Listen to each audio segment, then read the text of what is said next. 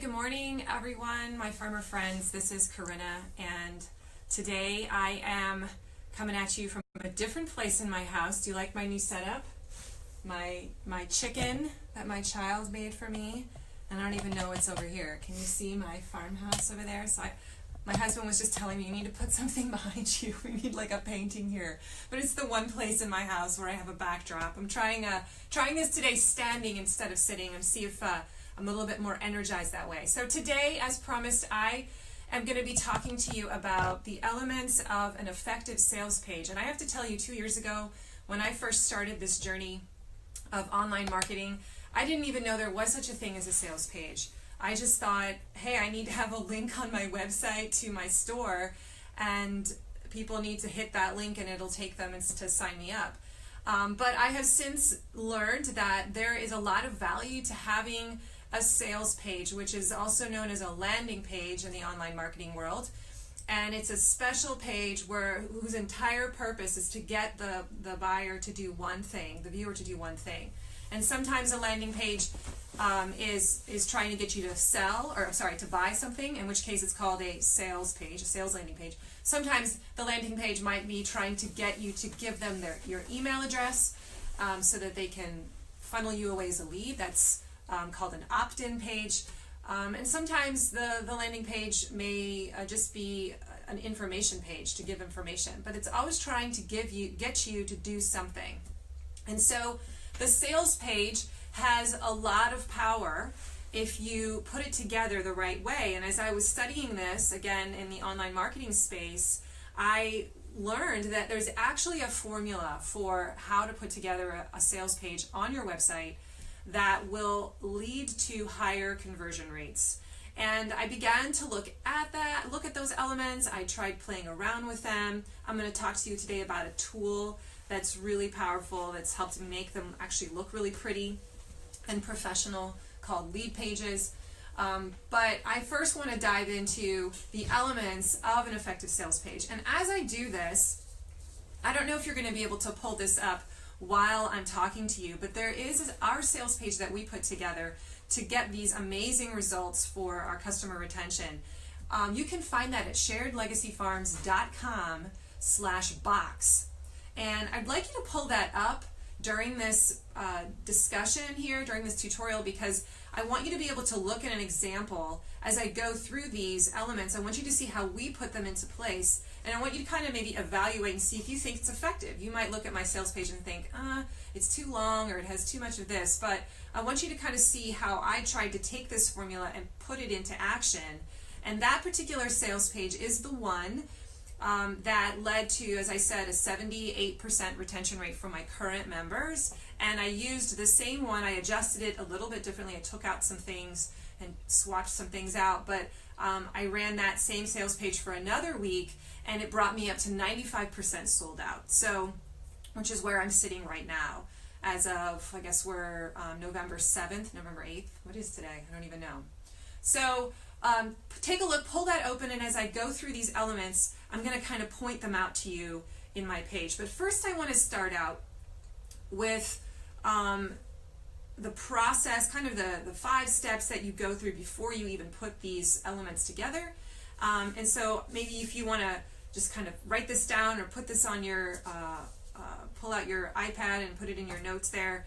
The first step that I started doing before I sat down and tried to carve out my page and my design was I researched other websites and other sales pages. I wanted to see what worked, what drew my eye, what did I like about these sales pages. So I went around and kind of looked at what other farms or other food businesses in our niche were doing.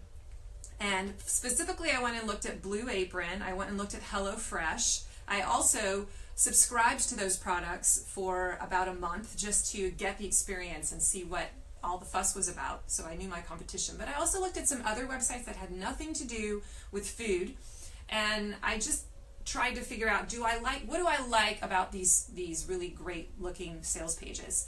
and paid attention to what drew my eye, what was causing an emotional reaction to me. So as an artist, you know, or as a designer, I try to step back and take a look at it. So I would encourage you to do that. Before you design your own page and put your own signature on it, look around at what other people are doing and see what works, see what seems to captivate you. This goes for a lot of what I'm going to teach in this group. A lot of this is just finding the people that are doing it well and copying their methods. I know that sounds really silly. I've been doing that my whole life, and now I'm just doing it with marketing.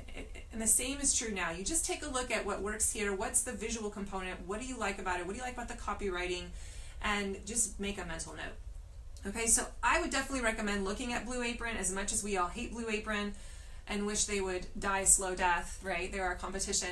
But they really have this marketing thing down. HelloFresh does a pretty good job too. You can kind of see how they've carved out their website and their sales page. Okay, the second thing that you're going to have to do before you actually put this all together is you're going to have to write a great headline. The headline really, really matters. This is the thing that's at the very top of the sales page, and we'll teach you how to write really great headlines. In fact, I may even put a link in the notes of this video later on in the comments.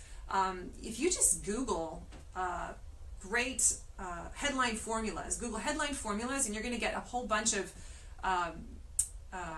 websites that are going to show you like great formulas for headlines. And I use that all the time to help me kind of craft what I'm going to do. But a headline is important because that's the first thing that people read. It's got to be short and sweet.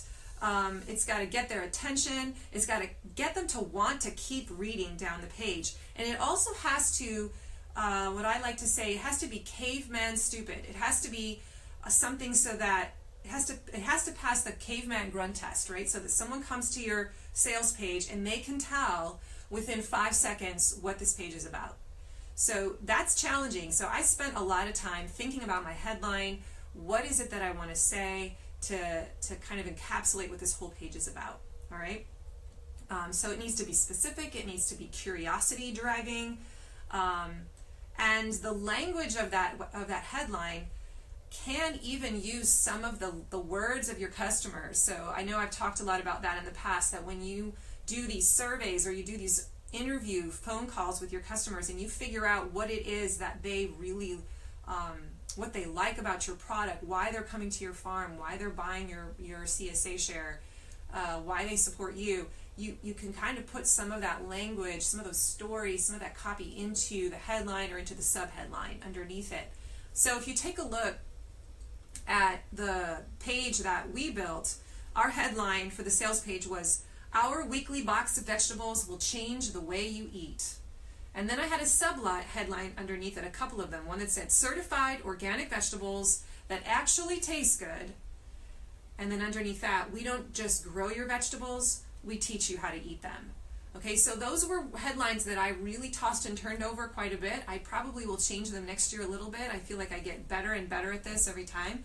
But I wanted to encapsulate that this is a box of vegetables that I'm selling, and I'm not just giving you a box of vegetables every week. I'm making a claim that this is going to change the way you eat. This is going to change your life. And then I also mentioned that it's certified organic because I know that that is going to draw a certain kind of customer. It's going to communicate that very quickly. And then that section that says certified organic vegetables that actually taste good, that really speaks to the pain point that I heard a lot in my interviews. People said, "I come to you because your vegetables taste different. Like I can't even go back and eat celery from the store anymore. It just doesn't even taste the same." So I want to attract people that really value taste because I know that that's one of the top qualities of my ideal customer. So I put that in my headline because I want those people to immediately glom onto this and keep reading. People who are coming to my farm, joining my CSA because they value the taste. So let's make sure we stick that somewhere up high in the headline. Okay, so think about your headline. That's kind of step 2. What is it that you're going, that this sales page is going to be selling, and try to get at not just the item itself, but the feelings, the problem, the pain point that your customer has that you're solving, and get that in the headline. It takes some time, and like I said, using those formulas for great headlines taking a look at those, looking around at other really good headlines gives you some ideas. So after a while, this isn't so hard to do. The third thing in the step is to write your copy in a Google Doc. So whatever information you want to communicate on this sales page, you're going to have to kind of just have a little rough draft. And so when I pulled open a Google Doc, I just started typing stuff, and eventually a lot of that got cut out on the editing room floor. But I just wanted to get a sense of what's the information that I want to communicate in this sales page. And we're going to go through that when I get to the elements of a great sales page. That's where all that's going to go into that Google Doc. You're going to know the things that you need to include in there. Step 4 is I took some time to acquire my visuals. So a sales page needs to have pictures on it. You can't just have it be all text. So if you have a website that you're taking people to explain your CSA, and all it is paragraphs and paragraphs and bullet points and more paragraphs about text, let me tell you, people are probably abandoning that site pretty quickly if it's confusing. Words are confusing. And so you need to have images that break up the text. You need to have images that align with your message. So I took, again, some time as I was in that research phase, looking at some of the websites that I thought did this well, and I paid attention to the kinds of images they used. And then I thought about, well, what I wanted in these different sections, as I sort of built it apart and figured out what the different elements of the page were going to be, then I asked myself, what picture would align with this section? Could it use a picture? Could I create an infographic or some kind of a badge? Or could I like I use Canva.com to do a lot of my graphic artwork, which is another great free tool. And so when I had that 77% retention rate, I said, I'm going to turn that into a seal, into a badge. So I went onto Canva and I created it and I stuck it at the top of my sales page. I also put it down later on in the sales page as well. And that became an image.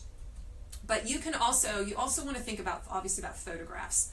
And the types of images, they need to be compelling.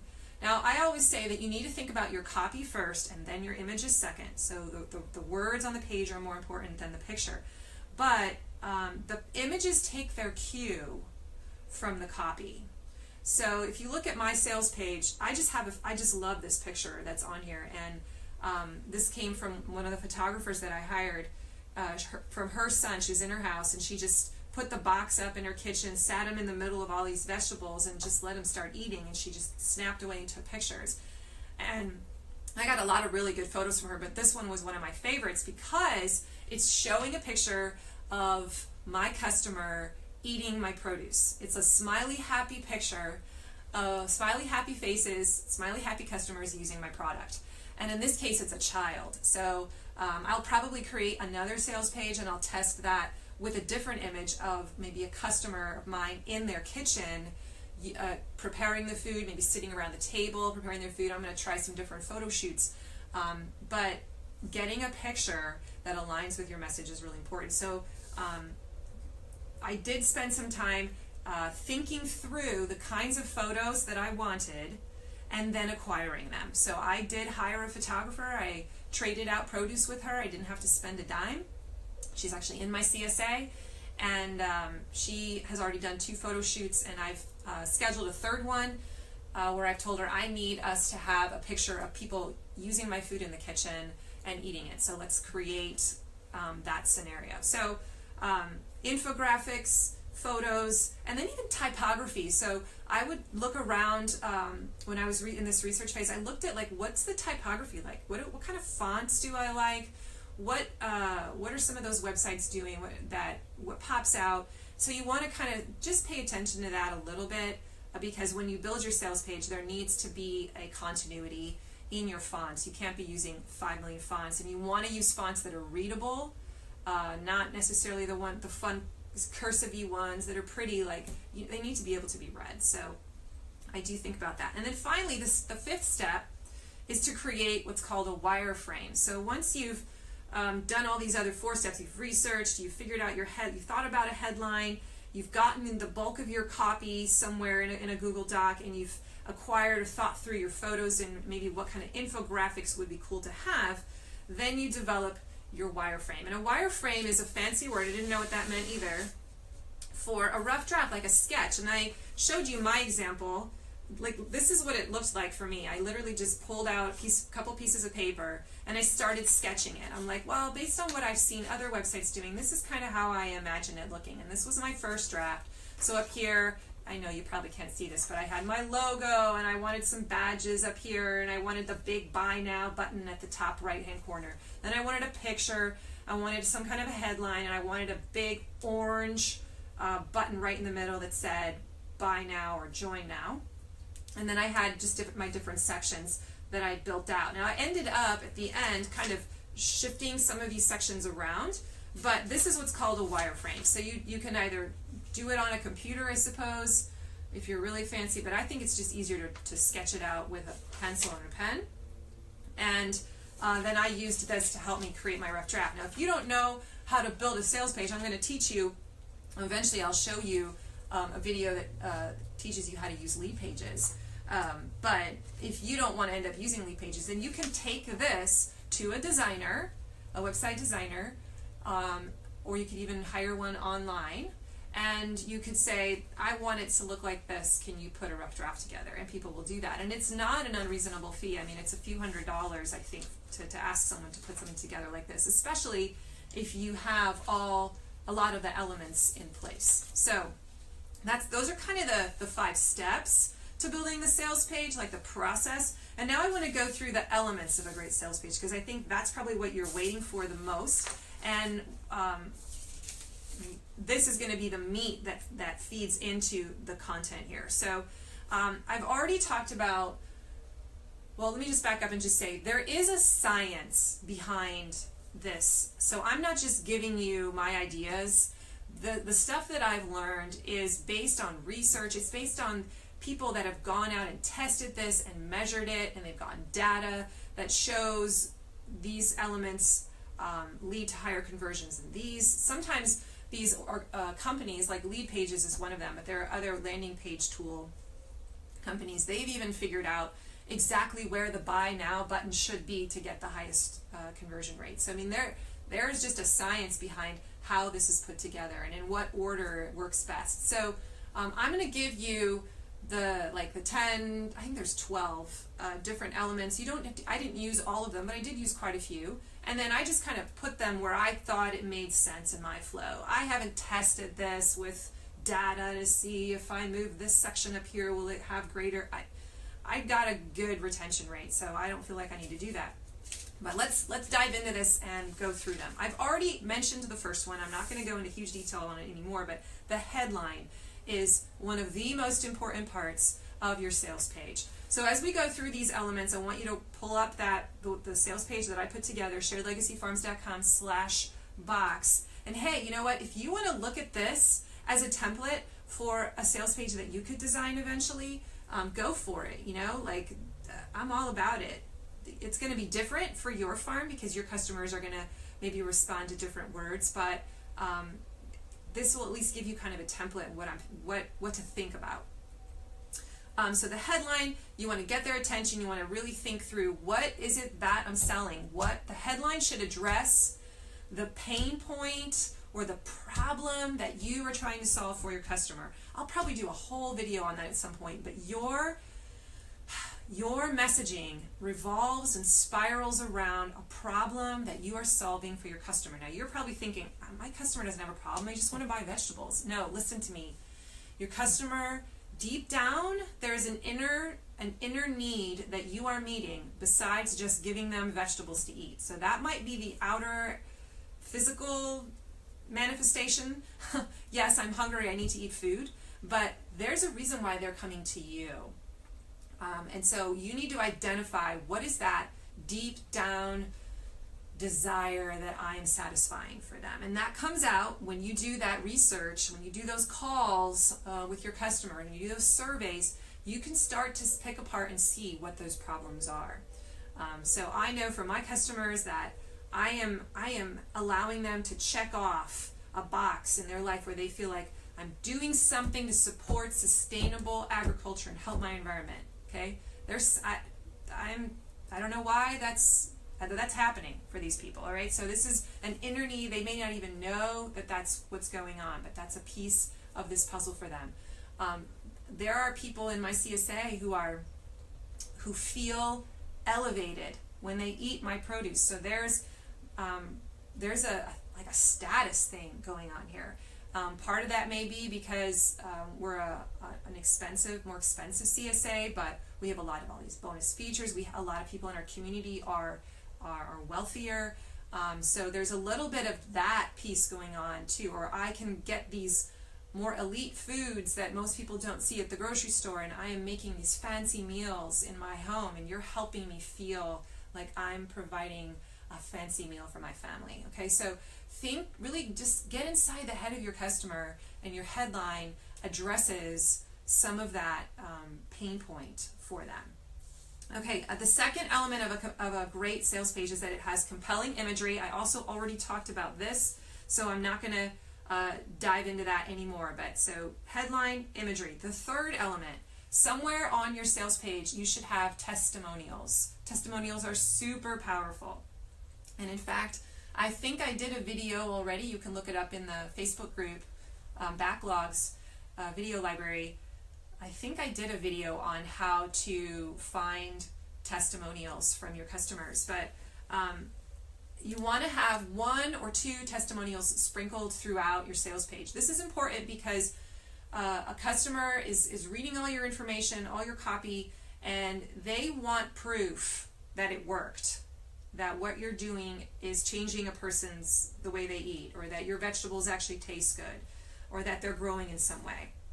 So if you can find a testimonial from one of your customers that's written in such a way that it addresses the motivations behind your ideal customer, or maybe that testimonial addresses a pain point that you solve with your product, or it overcomes an objection that they might have that's keeping them from buying, and then they read that testimonial and they go, okay, I feel good about it now. She had the same feeling, but she got through it and she loves it now. Okay.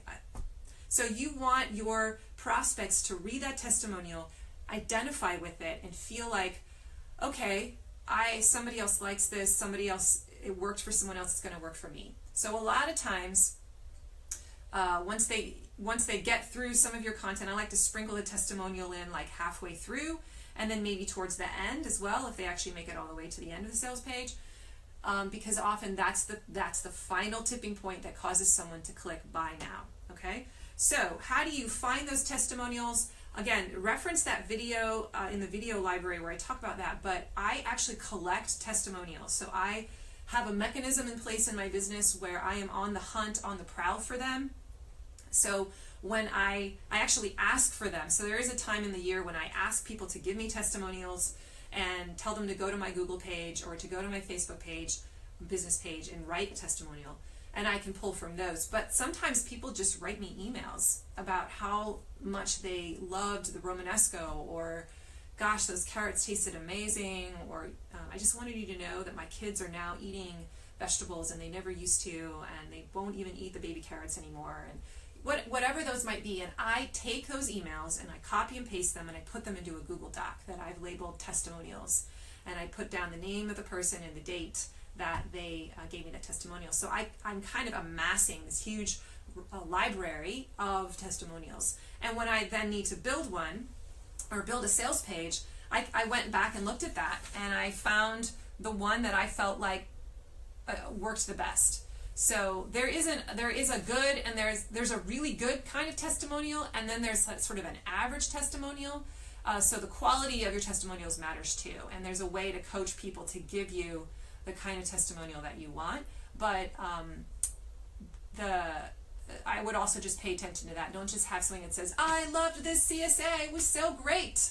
That doesn't have the same kind of power as a testimonial that speaks to a fear that a prospect may have about joining your CSA. Oh, I was worried it was going to be too expensive, but when I joined, I saw immediate results. My kids have started eating vegetables, and they never used to want to eat any vegetables, and now that, like, if you see stuff like that, that's a higher grade quality testimonial, right? So you want to be on the lookout for those kind, and pay attention to the ones you stick in here. Okay, so that was the third one, testimonials. let's see, number 4, you want to have, obviously at some point you want to have the offer. So you need to have, what are the features of your product? And in my case it was a CSA, and if you want to look on the sales page that we crafted, I think it's probably the third element. It says what comes with a 2018 CSA membership, and then you see an image with a box of text. Now I sort of stole this from the Blue Apron website. When I went to their site, they had something very similar to this, and I liked how it looked. I thought it worked really well. So I went into Canva. This photograph is actually a photograph that my photographer took of some of my produce on a cutting board, and then I superimposed this box over it in Canva and just put these bullet points there. Threw in that little disc at the bottoms because I thought telling people how much it cost per week was important. That's sort of my pricing section of the page. And then I listed these different elements. So this is an example here of where you see the copy inside the box. So think back to those 5 steps at the beginning when you have to start to craft a sales page. There was a section in that sales page, Google Doc, where I was like, I need to list the offer. I need to list what are the bullet points that people are going to get when they get a membership. So I just lifted that text out, stuck it into my canva.com graphic designer, and made this image. So the image itself is the element in this sales page. So take a quick look at what I include in my membership, because if I had written this 3 or 4 years ago on my website, I would have just had like 4 things as bullet points on one of my pages on my website. And I have since added things. So 18 weekly boxes of seasonal, great tasting vegetables from our farm. So I didn't ever stress the taste before, but I've actually got great tasting in my copy at the top, because I know that that's one of the top reasons why people, my ideal customer avatar comes to my CSA. The second one I think is also an interesting one to include: face-to-face contact with your farmer at pickup. Okay, now before I started researching online marketing, I would never have considered that as a part of my CSA package. Like I'd be like, no, what are the things I can touch? Vegetables, a newsletter, and farm events, right? But I put this down as a feature of my membership. So I want you to, and I did that because I know the number one reason why people come to my CSA is because of the relationship with the farmer. So I put it in the copy of my offer. So I want you to think about that there's a whole video I did about how to develop an offer, how to craft an offer. This is a great example of thinking outside the box, not just thinking about the things that you can touch and taste in your farm, but what are those other features, those other benefits that you're providing for your ideal customer? What is it that they're coming to you for, and how are you meeting those needs? And you can put some of those intangible elements as part of your offer. Okay, so that's what this section is. You need to have a place where you have the official offer, the benefits listed, the features that come with the product. Okay, I also want to point out another element of a great sales page is the call to action. The call to action button, otherwise known as CTA in the online marketing space, CTA. And there's a whole science behind CTA buttons and the formula for a great CTA button. We could do a whole session just on that. But what I want you to pay attention to is that you have call to action buttons all over the place in your sales page. Again, something I never did before. I used to think just put it at the top somewhere, maybe at the bottom, but in the online marketing space, they train you to stick it all over the place on your sales page. So the most important place to put it is, if you can only put it in one place, is to put it at the top right-hand corner of your sales page, because your eye is naturally drawn left to right, and that's where it's going to end up. Okay, so it needs to be very obvious how to join, right? That's the whole point of this page, is to drive them to action. You want them to buy. So you've got to have multiple places where if they read a section of your sales page and now that's what did it and they're ready, but you don't have a call to action button, they got to hunt around for it, you may lose an opportunity. So I have one at the top right hand corner. I stick a really big one right in the middle of my photograph on the header picture banner. And then I literally put some kind of call to action after each section of the sales page. So if you kind of scroll down the page, sharedlegacyfarms.com/box, you will see that it's called the stack. There are literally elements stacked on top of each other. So there's the header picture, then there's a section with Kurt where he kind of introduces who he is, and I have a section CSA is probably a good fit for you if, with some bullet points. That's another part of the stack. Then comes what comes with a membership. That's the next stack. And under every single one of those, almost every single one, there is a sign up button. Okay? Also really important to have it at the very, very bottom. So if you're really opposed to sticking them after every section of the stack, fine, but at least put it at the top and at the bottom, and maybe please put one in the middle somewhere, okay? I'm also going to say that the call to action button should be a bright color.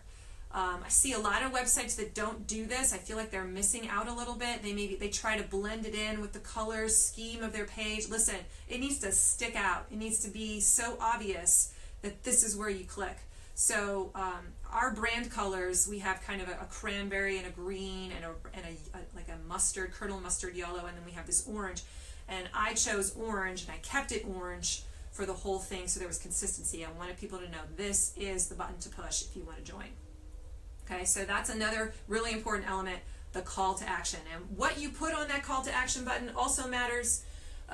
So, buy now, like if you just say learn more, that's not as compelling as buy now. I'm ready to buy now, or join now. It's got to be very clear with the words you put on that button what it is they're going to get when they press that button. And it should not be misleading. It should not say one thing and then take them to another page that confuses them because it's not in alignment with the button. Okay. All right. Next element, the frequently asked questions section. Now you may have several frequently asked questions sections in your sales copies or sales page stack, and I did as well. So one of my most popular questions is how does payment work? Because it is a big chunk of money to join a CSA, and that stops people. It's an objection they have that they have to get over. It's a hurdle that they have to get over, and I know that.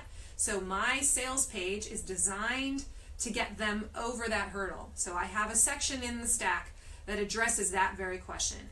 If you scroll down about halfway, do I have to pay all at once? Answer, no. And then I have 4 check marks that really try to dive deep into what are the different options open to them for paying.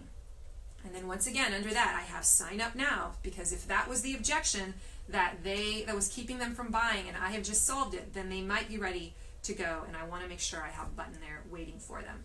Another frequently asked question that came up for me is what comes in a box. People often want to know, what am I getting with this CSA share? So I have that in here in the stack as well. That's further on down the list, but there's a whole section that says what's in a box. And then I have a photograph of the actual box, which is so important. I didn't want to just put the vegetables. I wanted to show them this is the actual container that you're getting. This is a gorgeous picture. Again, another one that my photographer took for me, and I ended up using it in my sales copy. And then I just have some check marks that talk about what's going to be in the box. But I also have a special button that says download the harvest calendar. So to get an idea of what might be in your box each week, download our vegetable harvest calendar. And when they click on that, it's going to take them to, now I want to see if it does. I can't remember. Does it take them right to the calendar? It might take them to a page that asks them for their email and then gives them the calendar. I can't remember now. So you could do it both ways. You could just, when they click on it, you could take them right to, no, it didn't. You could take them right to the calendar and give them what they want right away. Or, I was kind of smart here, I took them to a lead page or an opt-in page where they have to give me their email address in order for them to get that harvest calendar. And in the process, what did I just do? I captured a lead. I captured an email address, and I know that person is interested in CSA because they were on this page. and when I set this all up, I have tagged this page to tell my email service provider that this person downloaded this item, so give them the CSA lead checkbox next to their name. And that way I can target them a little more differently. So, but going back to the original point, this section of the stack was addressing a frequently asked question that I knew my customer had. And so you want to think through what those questions are, and maybe you can put, you can answer one of those questions in the stack. I also had, is CSA right for you? That's a question that a lot of people aren't sure about. And so I have a section in the stack where I talk about that. And again, I have a button that they can push, a call to action that says, get the guide, is CSA right for you? So if they click on that, it'll take them to another opt-in page where they could give me their email address, and then I would send them the, 6 or 7 page PDF that I put together that walks them through the 6 questions they should ask before they join a CSA to see if they'd be a good fit. Again, that would help me know this person is really serious about CSA and they are on the fence and they are maybe ready to buy, but they weren't quite sure, and I can target them again later. Okay? So frequently asked questions is definitely a section that you can address in your sales page, and that's a really easy one to write when you're writing in that big Google Doc at the beginning when you're writing your copy. Just figure out what are those frequently asked questions, and pretend that you're writing down the bullet points that you would put on your sales page, and just get the words on the page, and you can figure out how to make them look pretty later. Okay, the next one, I don't know what number I'm on anymore. I'm sorry, I'm losing track. Is the About section. So this is, I don't know if this is necessary, but I did put this in.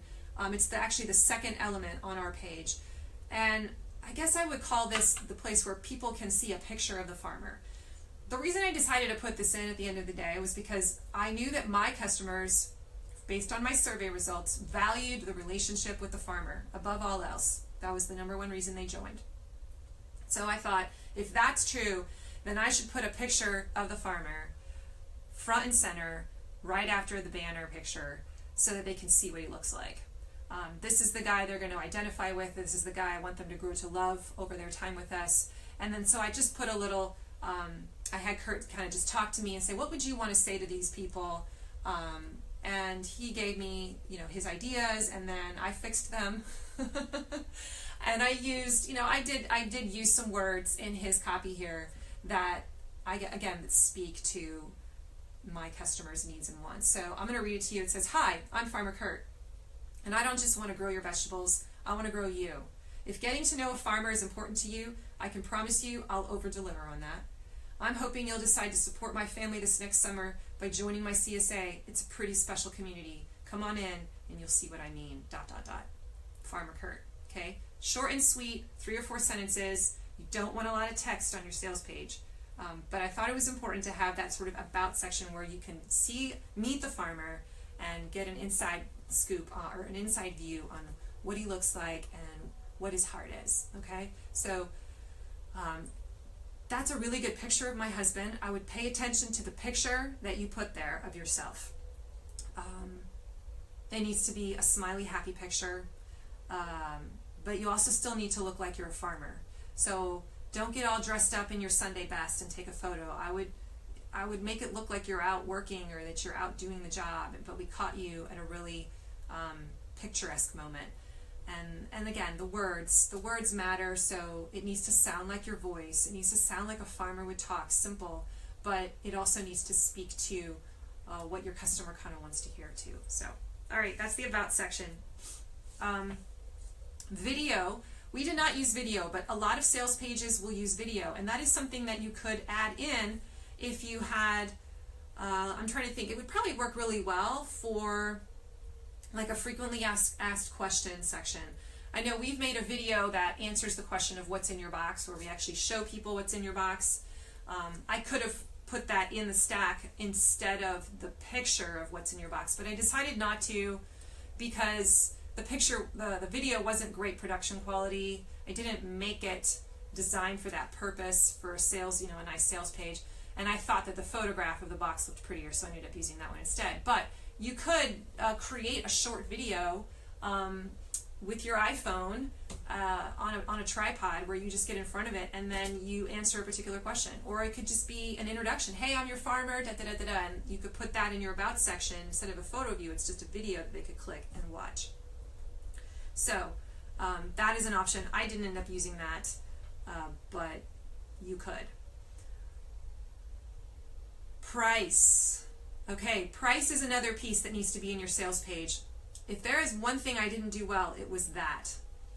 All I did was write starting at $22 a week. I put that little piece in one of my images.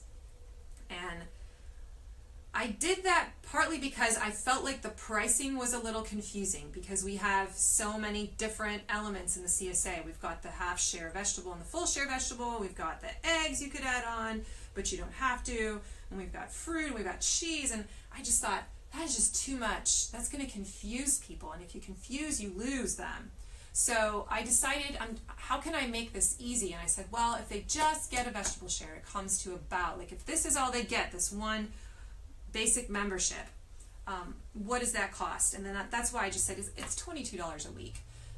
So to me, that's a more helpful, tangible number for a customer than all these different options. So if you have a website right now where you've listed, you know, as part of, you just got all the different choices that they have to pick from, I really want you to think, how can I make that less confusing? Because I think that sometimes that might stop people because there's too many choices. So keeping it simple, and then when they get to your actual sales page, or I'm sorry, your shopping cart page, and they have to pick everything, that's when they can make some of those more complicated decisions. But try to make it as simple as possible for them in terms of price. Some sales pages that I've seen, not necessarily for farms, but for other businesses in the online marketing world, they'll do like a price juxtaposition where they'll compare the cost of the program with, well, I guess in our case, with a grocery store. I mean, you could do that, although I don't really like to do that because I feel like we're so different than a grocery store.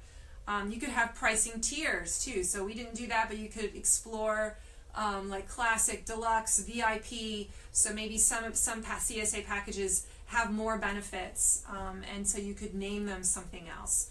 So that's all stuff that you could add in here too. Again, I chose to just keep it simple because I felt like it would confuse people. Okay, next section in your sales page. Bonuses. Bonuses. You guys, bonuses are big. Unfortunately, I don't have one to show you on this sales page because I took them out. But when I was running my CSA retention, early bird for my CSA retention, I had a section in the stack for bonuses. And it talked about what do you get if you buy before the deadline. Okay? And I think I have another video about the importance of bonuses. I want you to, if you want to learn more about this, you can watch the video where I talk about building an offer, how to build the CSA offer, because the offer is so important. I should probably have put that in my top 5 steps at the beginning. You have to know your CSA offer, and it needs to be more than just the basic membership list with your benefits. If you want somebody to buy by a deadline, you have to create scarcity. You have to create urgency. And so in order to do that, you want to create not just a hard and fast deadline when this offer goes away, but you got to sweeten the deal. So that's what bonuses do. And thinking through what your bonus could be is a whole nother video. Maybe I'll do that as another video too. That would be a good one. Some suggestions for how to decide what your bonuses could be. But you have a section in your sales page where you talk through the bonuses, the specials that you're going to get if you sign up now. So in my case, I had, for my early bird people, the people that I wanted to renew, they got a price break, so I talked about that. And they got a really cool PDF document, a recipe compilation. So we have a private Facebook group in our CSA, which is super valuable, really powerful. Lots of people are part of it. And they all share links to their recipes that they've tried for using the box. And so I asked my CSA coach, who's my community manager in there, and I asked her, you know what, let's go, this was about 2 months ago, I said, why don't we start collecting these recipes as they share them? And So she was just dumping them into a Google Doc, a giant Google Doc. And at the end of the season, she gave me that Google Doc, and I went in and formatted it and made it look pretty. So we have, and I put like an index at the end by vegetable, by exit strategy, and it was 111 pages. So it's basically a recipe book, a scrapbook of memories for our CSA members. And my CSA members went crazy for it, just crazy for it. It was awesome. I wasn't sure if they would love it, but it was a huge selling point. And I said, listen, this is a one-time offer. You're going to get this book. It's not going to be ready until November 5th, but I'm going to give you all the recipes. We've collected them all from from our members, and you're going to get that. But I'll never offer it again. I'm not going to sell it. I'm not going to stick it on the CSA training library. I'm not, it's going to be gone. It's going to be gone. And so that created this frenzy of, I want that book. And so it made people want to buy within this early bird window. Okay, so those were the two bonuses that I created. You need to think about a bonus, something that people are going to want, something that's valuable. Maybe it's an extra share that they'll get if they sign up in time, or you get 50% off the Thanksgiving share, or whatever, or an extra, it could be an actual product itself, right? But if you can think of something like I did that's information, that doesn't cost you anything except maybe a day where you have to put it together on your computer and turn it into a PDF. That's even better, because then there's no real cost to you. So get creative. I'll do a video about bonuses eventually, because that was really powerful. So putting your bonuses in your offer. Look, bonuses matter because that's what drives a person to sign up. If you have nothing special, if there's no reason why they have to do it now, they will not do it now, okay? So that's why it's important to have deadlines, why you have to have special things that you're going to give that are going to disappear. That's all part of the offer. So, bonuses. I really think that's a big reason why I had a 78% retention rate, because people, last year I had 66% retention, but I didn't get there until like early May. And so I knew that a lot of them were going to sign up again, but I wanted them to do it now, just for my peace of mind. So giving them a reason to tell you now makes a difference, okay? So I'm sorry I don't have that in my actual example, but there was a section for that. Okay. Guarantee. So the next section is your refund policy or your guarantee. People kind of want to know, especially when they're shelling out a lot of money like this, they want to know, what if I don't like it? So do you have a refund policy?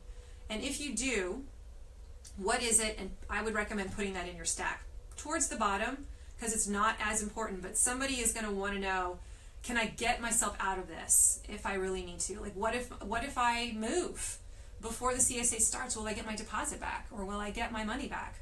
What if I move mid-season? What are you going to do then? What if I decide I really don't like it? Are you in a position as a farmer to say, I'll let you out. I'll let you off the hook. Now, in our early years, we didn't do that, but now that we've been doing this for 10 years, I feel like I can say, yes, I'll let you out, because I often have a wait list of like 30 or 40 people that I can just replace them with. So we're lucky that we are in that strong position.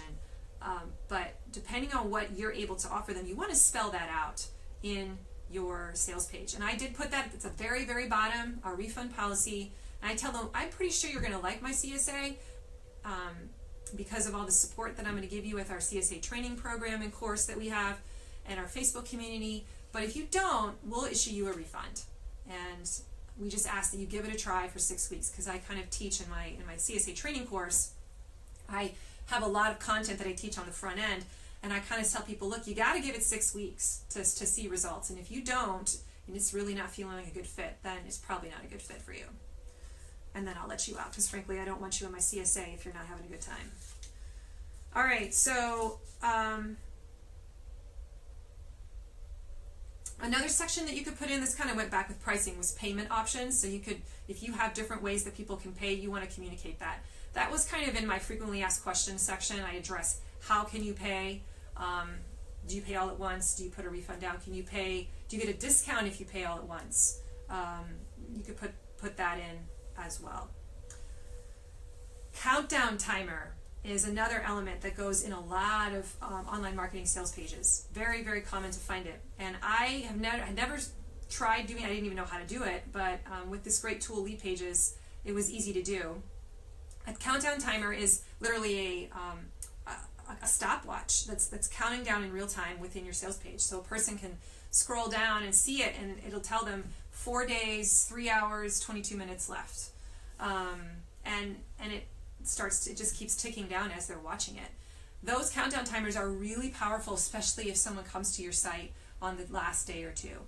And in fact, in the online marketing world, they say that the majority of your sales will come on the very front end of the launch season and on the last day. And I found that to be true for myself as well. The spike in terms of people buying was definitely on the first day, where I got probably 55% of them. And then on the last day, where a whole bunch of people piled in because of the urgency factor that I created. So a countdown timer is something you can get for free. If you Google Google free countdown timers, and you will find a whole bunch of them that pop up. I used sendtrick.com, sendtric.com. I had to give them my email address, but I have not heard from them since. And they immediately gave me a page where I had to set the date and the time that was my cutoff date, and then clicked a button, and it gave me a section of code. And I cut and pasted that code right into my sales page builder, and it worked. So that's how simple it is. So they make tools out there that are really easy. The countdown timer is going to provide urgency, and all good sales pages have urgency or scarcity woven throughout. You need to give your prospect a deadline. If you don't give a deadline, you don't push their back against the wall, a lot of them will just never make a decision. So you have to force the question at some point. And that's what effective countdown timers and deadlines do for you on a sales page. Okay, I think I'm coming to the end. What else have I missed? Call to action, payment, guarantee, testimonials, press symbols. That's the last one. That one's not as important, but if you have an affiliation with someone that matters, you want to put that badge on your website. So in our case, we are certified organic by USDA, so I have the USDA seal on my website at the top. I also get certified by OFA, so I put the OFA seal up there, and then I decided to make a badge that said 77% member retention. But maybe you have a restaurant or a particular place that you give a lot of your food to, or depending on what you're selling. I probably wouldn't apply for a CSA, but if you are building a sales page for a different kind of client, you want to be thinking about some of those press symbols where your products get featured. That may help. All right. Hey, that is the bulk of the elements of an effective sales page. And once you have those elements kind of mapped out in that big Google Doc, then comes the fun part of trying to actually build it and make it look pretty. I'm not going to take any time today to show you how to do that, but I promise I will do a video on my screen share and then post it where I walk you through a sample of how to use the tool that I use. I use a tool called Lead Pages, and I am not an affiliate for Lead Pages yet. I may eventually become an affiliate because I feel like I talk about it all the time. It is such an awesome tool. It is so user-friendly. It is a drag and drop builder that allows you to create opt-in pages and connect it with your email service provider so that you can collect emails from people. It helps you build sales pages. It helps you build thank you pages so that when someone buys, it takes you to a thank you page.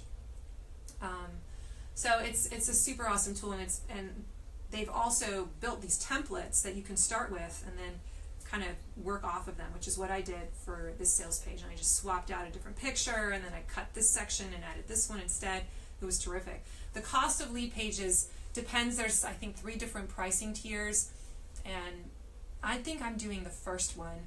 I'm sorry, I should have researched this before this video. I want to say I spend $250 a year for Lead Pages.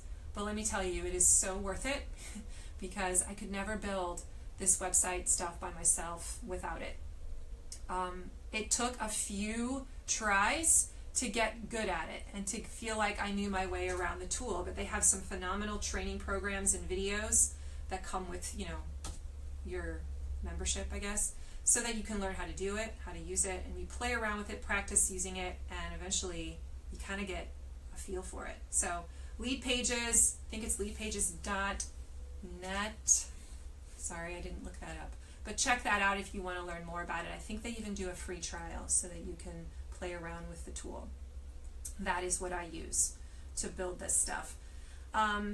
Finally, I just want to encourage you to give it a shot. This is a little bit overwhelming, and actually, when I was thinking about this morning before I started, this is kind of an advanced skill set. And I don't know if you're just joining the group and coming into this story of ours, I don't know if this is where I would begin, right?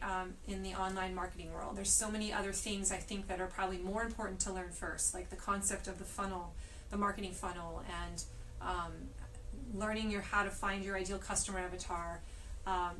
Those are probably more important on the front end, but this is definitely something, because I know many of you are going to be trying to recruit people into your CSA in the next few months.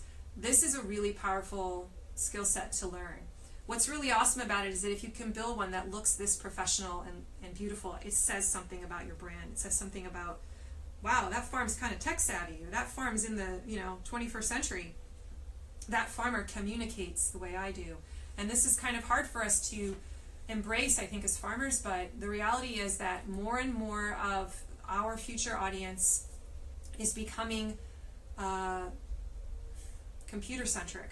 They do a lot of their purchasing on either on their phones or on the computer, or they're surfing Facebook all the time. If you don't have a website or a sales page that is top quality, they may choose another farm that has a better page. So this is kind of a way to maybe get an edge over some of your competition. If your messaging is clear and concise, people will often choose the product that is more clear over the one that may be better quality. So how you communicate matters. This is an important skill set.